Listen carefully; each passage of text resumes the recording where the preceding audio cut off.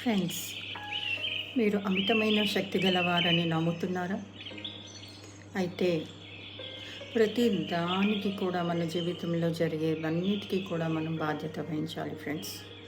ఇది ఎప్పుడైతే మనం చేస్తామో మనము ఆ ఎరుకలోకి వస్తాం, ఆ అవేర్నెస్లోకి వస్తాం.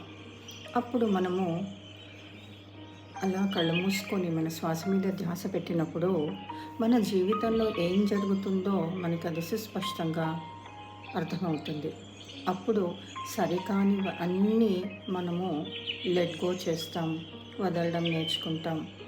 ఎప్పుడైతే మనం ఇది చేయగలుగుతామో, ఎలాగైతే ఆ శ్వాసని తీసుకొని మన శ్వాసని బయటికి వదిలినప్పుడు ఇన్హేల్ అండ్ ఎక్సలేషన్ ప్రాసెస్లో బాడీ టాక్సిన్స్ అన్నీ కూడా రిలీజ్ అయిపోతాయి. మనము ఆ మూమెంట్లో ఉంటాం.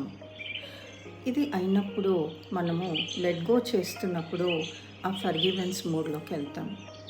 ఫర్గివెన్స్ అనేది ఒక సైడ్ హీలింగ్ లాగా ఫ్రెండ్స్. ఇది ఒక అమేజింగ్ మిరాక్యులస్ పవర్ అన్నమాట. ఇది మనకు తెలియకుండానే మనము క్షమించగలుగుతాం. జీవితంలో జరిగిన సంఘటనలను కానీ ఆ వ్యక్తులని కానీ ఎప్పుడైతే మనం ఇది చేయగలుగుతామో ఫ్రెండ్స్, మనలో శక్తి ఆటోమేటిక్గా మళ్ళా అది పునరుద్ధి అవుతుందన్నమాట. ఇది త్రూ ఎక్స్పీరియన్స్ ఇది మీరు గమనించుకోవచ్చు ఫ్రెండ్స్. ఇదంతా కూడా ఒక ఎరుకలోనే ఇది సాధ్యము. కాబట్టి ఫర్గివెన్స్ అనేది ఒక సైడ్ ఎఫెక్ట్ లాంటిది. బట్ ఈ సైడ్ ఎఫెక్ట్ చాలా మంచి చేస్తుంది ఫ్రెండ్స్. అన్లైక్ మనము ఏదైనా ఒంట్లో బాగాలేదు, ఒక మెడిసిన్ తీసుకున్నాం, సైడ్ ఎఫెక్ట్ వస్తుంది కదా, అది హానికరం. బట్ ఇదేంటంటే ఇది ఒక ఎనర్జీ పిల్లలాగా. సో జీవితంలో వదలడం నేర్చుకోవాలి ఫ్రెండ్స్. సో ఎప్పుడైతే మనం అది చేస్తామో మనలో ప్రేమతత్వం నిండిపోతుందన్నమాట. అప్పుడు మనము దైవశక్తికి కనెక్ట్ అవుతాం.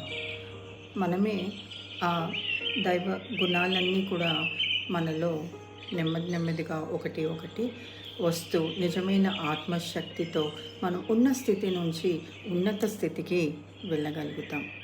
సో వదలడం నేర్చుకోవాలి ఫ్రెండ్స్, క్షమించడం నేర్చుకోవాలి, ఎక్కడా కూడా ఆగిపోకూడదు.